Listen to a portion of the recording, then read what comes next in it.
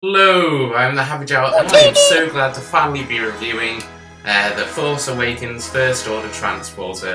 I've had this set just sitting on my desk for like 3 weeks now, and unfortunately I haven't been able to get around to doing a review, but now I think I can finally record.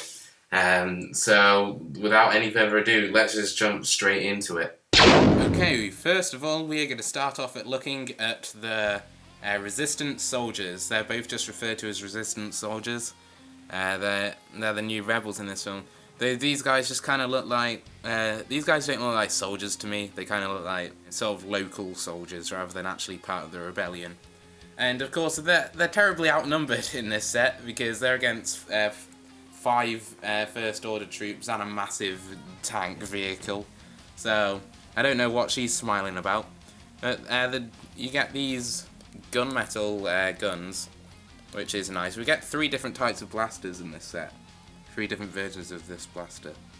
So this is a gunmetal one, which is nice looking. This is a new head used several times in this Force Awakens line, which I don't mind. It's still nice. I really like this torso. It's very useful. You got all the gun pouches and stuff. They're both sort of earth tony colours. This guy does not have a back face print, but she does. Sort of perplexed face, thinking, why have they only sent 2 soldiers to take on this massive tank? Both have nice back printing, of course. And yeah, that's really it. They have nice torsos, they're basic. It's just sort of nice to get a bit of variety in the set. I think this is one of the strongest minifig selections in recent memory as far as the LEGO set goes. So it's nice to get some rebels, even if there isn't many of them. Alright, so let's take a look at the transporter itself. This has been getting a lot of debate on whether this is a good design or not. When we first saw the initial images, including myself, we were like, what is that? What a weird looking thing with the cockpit sticking out here. This rim bit and crocodile mouth, don't you think? Like, because you got the 2 spring-loaded shooters there, and then he's like, oh, I'm crocodile mouth. But yeah, it was a weird-looking thing. But now that I have it in hand, I kind of like it. In fact, I really like it, and I think it has grown on the community. This design, it is pretty cool. I really like the Higgins boat thing with the platform, which I'll show you in a bit. The cockpit is actually quite nicely done. It's nice and sleek. You got this weird detail here. The common misconception is that we actually haven't seen much of this vehicle, what it looks like in the film. We have actually seen lots of it. We haven't seen a nice full shot of it, close up, nice HD, but we have seen a lot of it in images. I'm going to put an image up now where you can see it. And probably the first thing you'll notice is how each shot is short and stubby it is compared to what it's supposed to look like in the film. Demonstrate this. If this is the LEGO set that we got, this is what it's supposed to look like in the film. So as you can see, a bit of a difference. I did some research and it doesn't look like anyone's tried to modify it yet to extend it and make it longer, except for Solid Bricks, who used to be Lego Boy. In his review said he was going to modify it.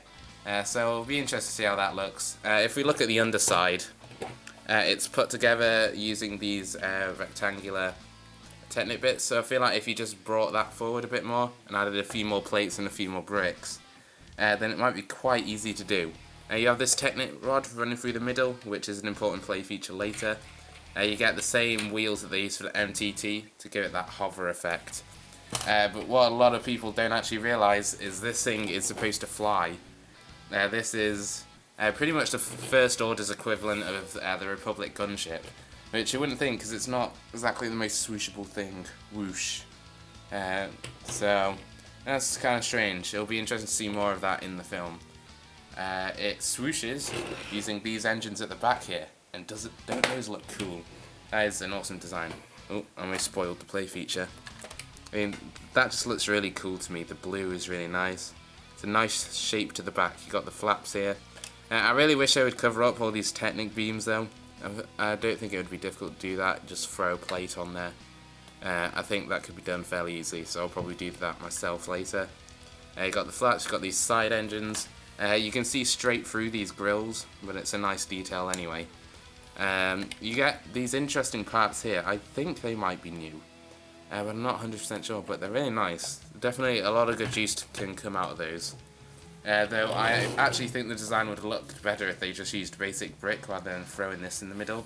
I think it might have made it look a bit sleeker, so could have done that. You get these little lights sticking out here, which are kind of cool. Got this light on top, which really kind of works. I really like the way that looks. As I previously mentioned, you've got the spring-loaded shooters. We know how those work. You also got a turret up here for stud shooters. You know how those work as well.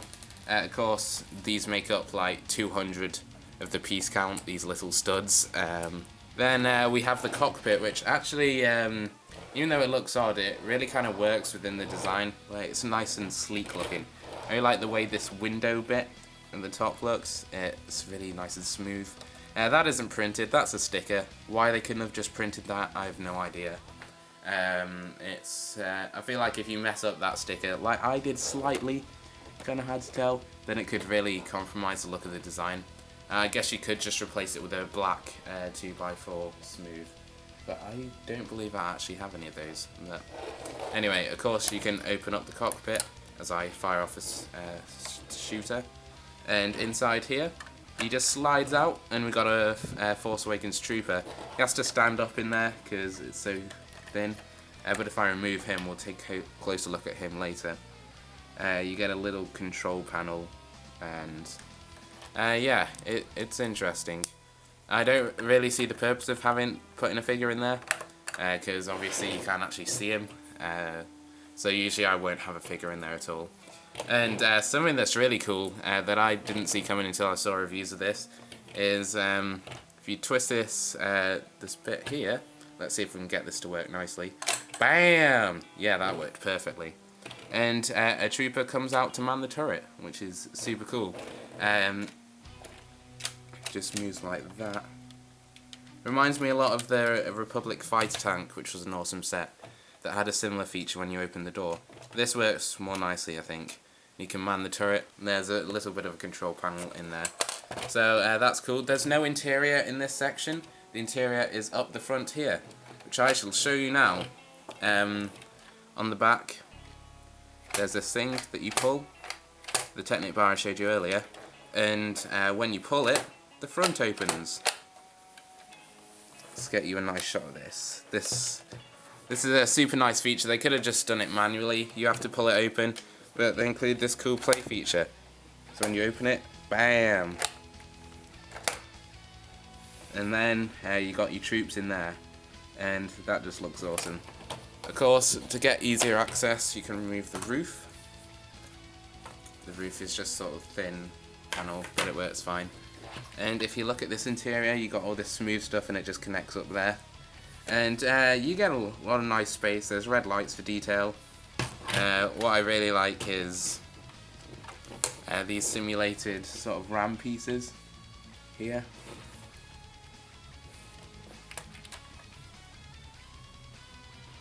You get a very nice amount of space in there, but of course there should be a lot more if you try to extend it later on. But yeah, that looks good.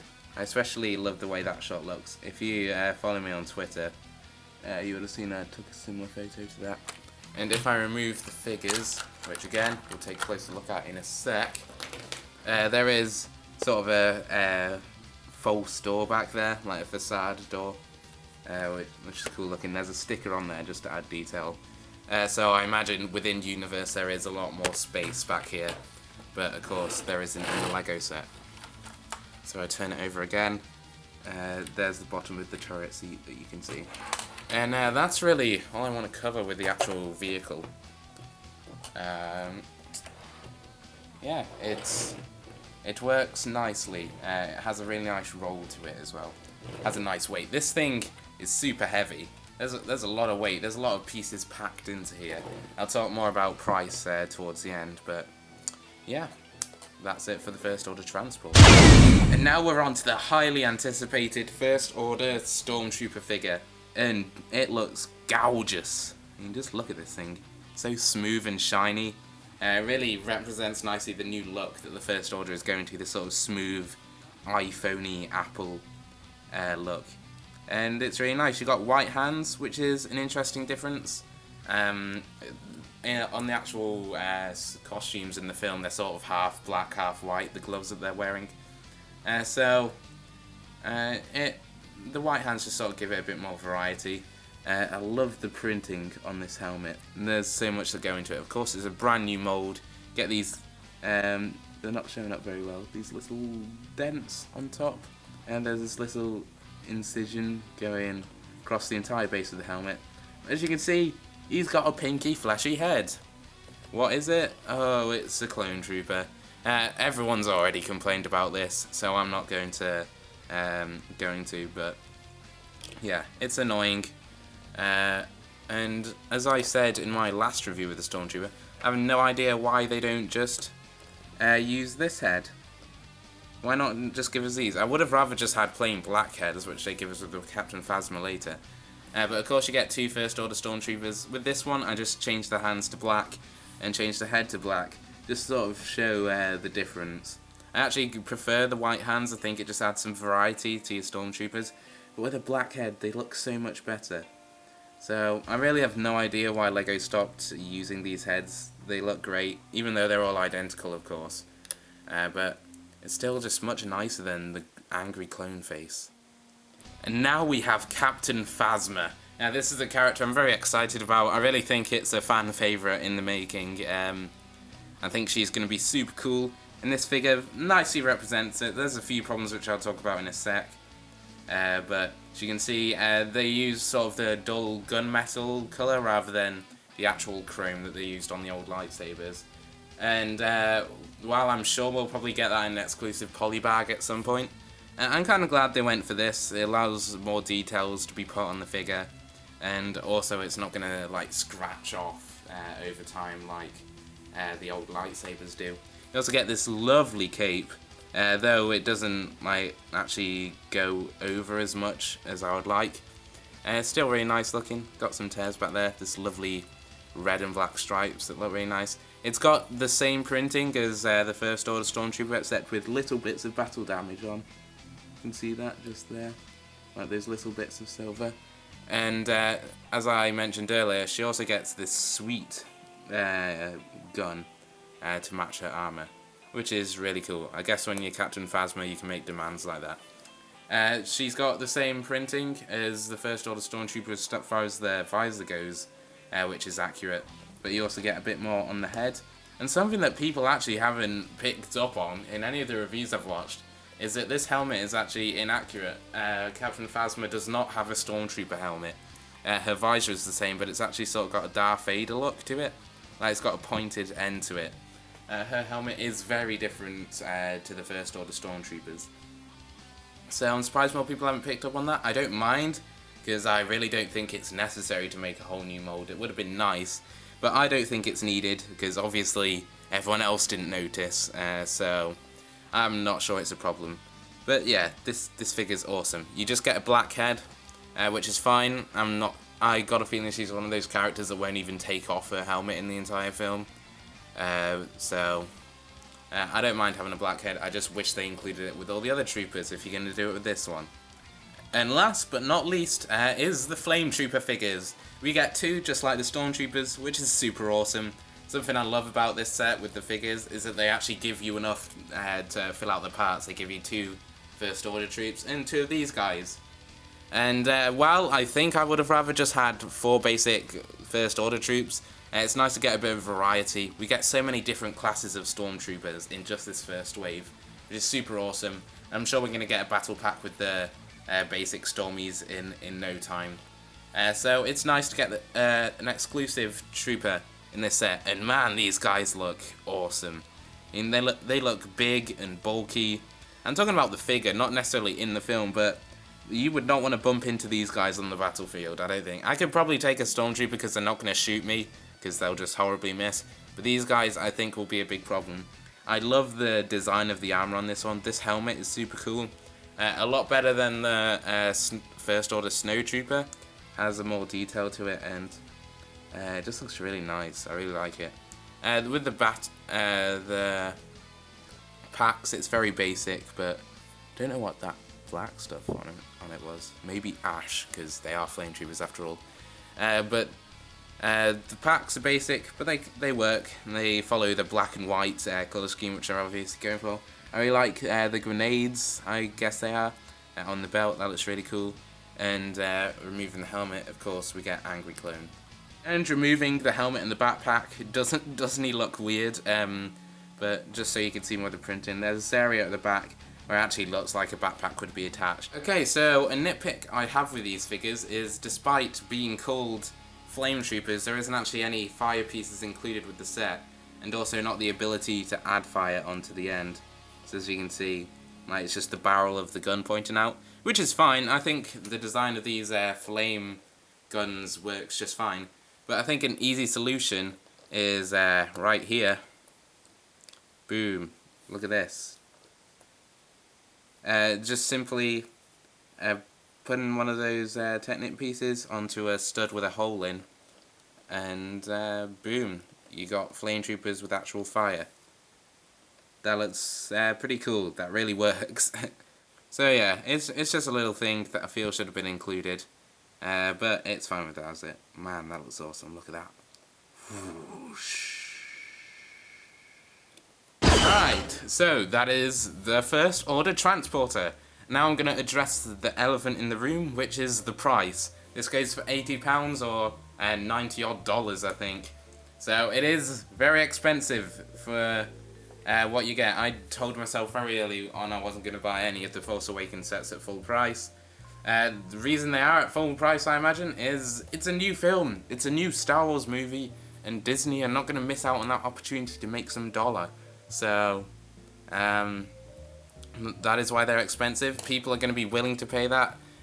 Parents are going to buy these for their kids who are smashing their heads on the table until blood comes out their ears. And they're not going to mind. And a lot of people don't mind paying for these sets. And I imagine they're selling very well. I haven't actually seen any on store shelves, I don't think, yet. But I actually got this off Amazon for a beautiful £62. So from £80 to £62, I saw there was a deal on, and I snatched this up straight away. It was only on for a day, and I knew this was the Force Awakens set I wanted. After seeing them all, after seeing reviews on them all, this is the one I wanted. It has an amazing minifigure selection. It's a great vehicle which can definitely be bought multiple of, because as I said earlier, this is sort of the standard first order vehicle that we'll probably see loads of in the film. So I highly recommend, out of all the Force Awakens sets, you get this one. If you find it on a deal, even better. But whether it's worth £80, I'm not sure. For £5 less back in the day, you could have got the ATTE, the 2008 ATTE. A lot bigger, obviously. It looks like it's more value for money, but as I said earlier, this has a lot of weight to it. There's a lot of parts inside this thing. Could it have been longer? Should they have made it more accurate with my little comparison thing again? I feel like if they did make it a bit longer, then it would have definitely been worth the price. I think LEGO were aware that this was a bit expensive for the price, which is why they gave us such an amazing minifigure selection to sort of put the value up there a bit more. And at the end of the day, of course, it is up to you. It's up to the customer. I made the decision early on that I wasn't going to buy any at full price, and I'm glad I did, because I'm not in a rush to get all these like everyone else was. So, you know, if you're just patient. Anyway, thank you very much for watching. If you enjoyed this video, then check out some of my other stuff. It's good stuff. Sorry again for taking so long to review this. I'm really glad I finally got it done, because the second I built this set, I wanted to get a review on it, because it is one of my favourite sets I've bought in a long time. Certainly favourite Star Wars sets I've bought in a long time, and probably one of the best Star Wars sets to come out in absolute yonks. So, highly recommend you get this set if you find it on a deal or something. Figures are amazing, everything is amazing, and I'll see you in the next video, which will probably be a look at my new city layout. So look forward to that if you're into the city stuff. Thanks again for watching. Leave a comment. What are your thoughts on this set? What are your thoughts on this review? And I'll see you in the next video. Bye-bye.